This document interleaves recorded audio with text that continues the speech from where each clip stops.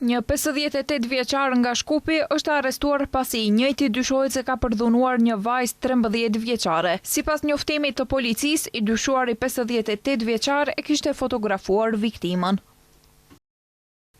SPV Shkup ka paraqitur kallëzim penal kundër JM 58 vjeç nga Shkup për shkak të dyshimit të bazuar se ka kryer veprën penale përdhunimi një fëmijë nën moshën 15 vjeç.